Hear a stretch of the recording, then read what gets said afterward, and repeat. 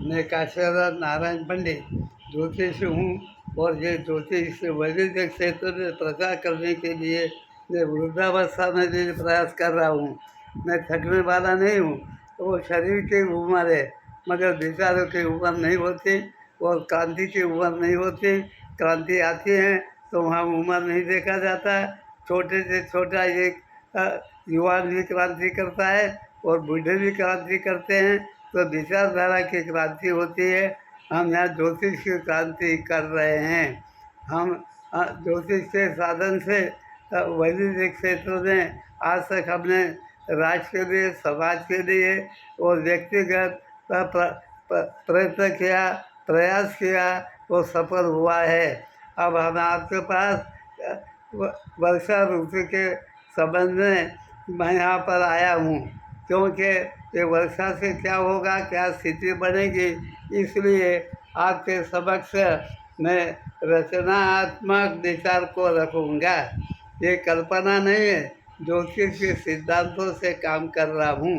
मैं पहला सिद्धांत ये बताता हूँ कि अभी गुजरात में वगैरह में सब जगह में इतनी जल्दी बरसात क्यों हो रही है। अभी ये ऋतु वर्षा ऋतु नहीं है। कर्क का मंगल जो है वो जल राशि में है, इसलिए ये वर्षा का योग बना हुआ है।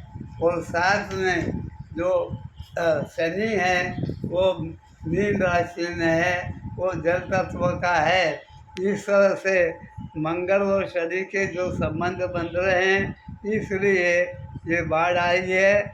लोग बेदा करते हैं कि प्रकृति क्या कर रही है, पर ग्रह पहले से बता देते हैं कि विनाश कैसे आएगा, कहाँ पर आएगा। इसका संदेश जो है ग्रह अपने को बता देते हैं। तो इस तरह से हम देख रहे हैं कि भारत के अंदर थोड़ा दक्षिण में दुकाल का जो होगा और सारे भारत के अंदर अलग अलग जगह चक्रवात आएगा। ये हम पहले भी लग चुके हैं। तो इसके लिए हम प्रथम से जाहिर किया था कि भाई चक्रवात तो आएगा आएगा और उनसे नुकसान भी होने वाला है। और चक्रवात के साथ में ही वर्षा होती रहेगी।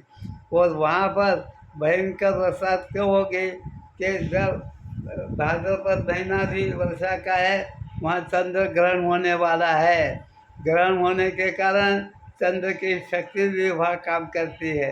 वो जल तत्व का है, इसलिए समुद्र के जो नियम है वो अटपटे हो जाएंगे। वो सब जूने पुराने रोकेंगे कि ये क्या हो रहा है। तो ये विकृति हो रही है ऋतुओं के अंदर। तो हम ये कहते हैं कि यहाँ बारिश आने वाली है, बाढ़ आने वाला है। तो इसे इतना कहने से हमारा जीवन नहीं सुधरता, क्योंकि ज्योतिष भारतीय है, उसके उपाय भी होने चाहिए। जैसे गाय दूध देगी, परिवार दूध देगा, मगर बासुंदी हमें बनानी है। बरसात आएगी, छतरी भगवान नहीं देगा, मनुष्य को बुद्धि दी है, तेरा भी प्रयत्न इसमें होना चाहिए। इसलिए मनुष्य के अंदर एक गूढ़ शक्ति रखी है। तो वो गूढ़ शक्ति ग्रहों के साधन के साथ हम ये कहते हैं कि प्लास्टिक जो है वो अच्छी बात नहीं है, ऐसा प्रचार है।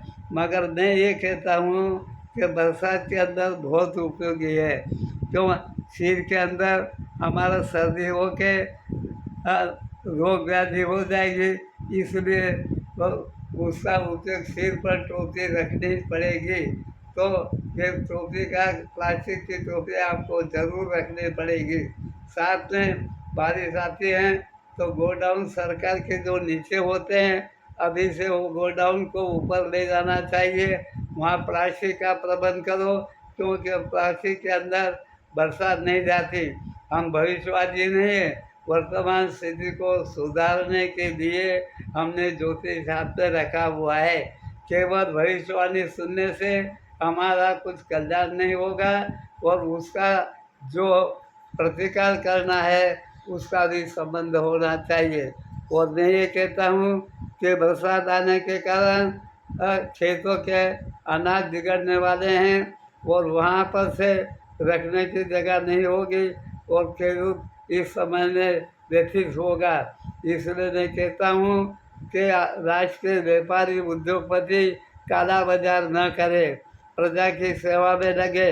पैसे जमा करोगे तो बारिश के अंदर वो काम नहीं आएगी, इसलिए धन का संचय करना ये मत रखो, काला बाजार मत करो और प्रजा के साथ में भोजन का प्रबंध करो।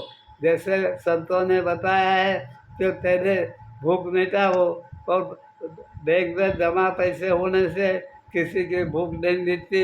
ये काले बाजारियों को ध्यान में आना चाहिए, पैसे के पीछे मत पड़ो और भोजन का प्रबंध करने के लिए अभी से अनाज का संचय करो।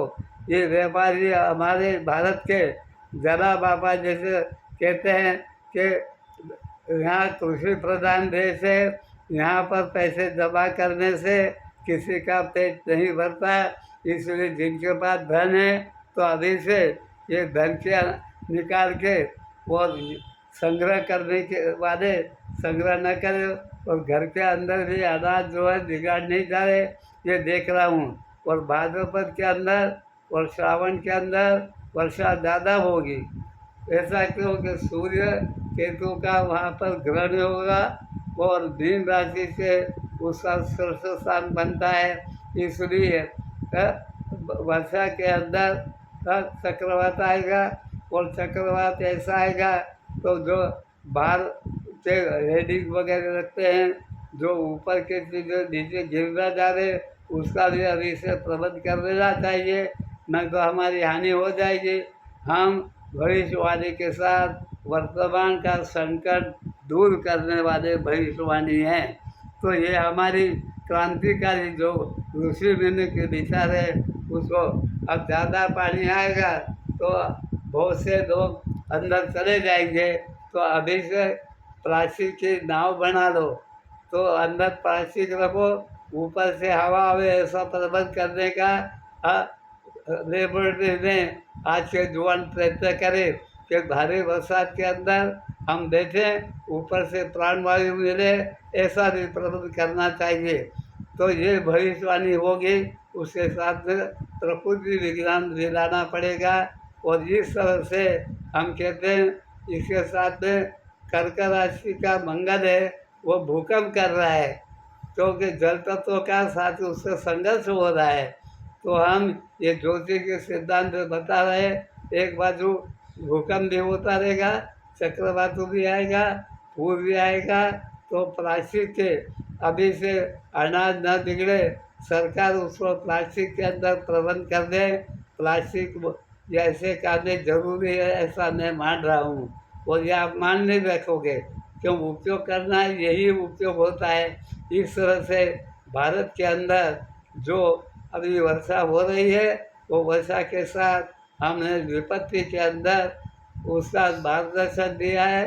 तो मैं मेरा जब तक उम्र में नहीं देखूंगा, मैं तो विचारधारा को देखता हूँ और विचारधारा का प्रचार करते हैं। यही हमारी भविष्यवाणी लिखी है और प्रबंध लिखा है, और आप भी प्रबंध करते रहिए। अभी से भी जिसके पास प्लास्टिक की नाव हो तो वो नाव बना के रख दे, तो कई लोग बच्चे बाल बच्चे वो नाव के अंदर बैठ कर जा सकते हैं। ये हम भारत सरकार के को भी प्रार्थना करते हैं कि ये समस्या होने वाली है, तो इसलिए प्लास्टिक के जो नाव बना दो, वो ऊपर से ऐसा रखो कि अंदर पानी ना जाए और जल्दी डूब ना जाए, इसी तरह उसे वजन का भी कुछ प्रबंध करना चाहिए। ये हमारी वर्षा ऋतु की भविष्यवाणी है।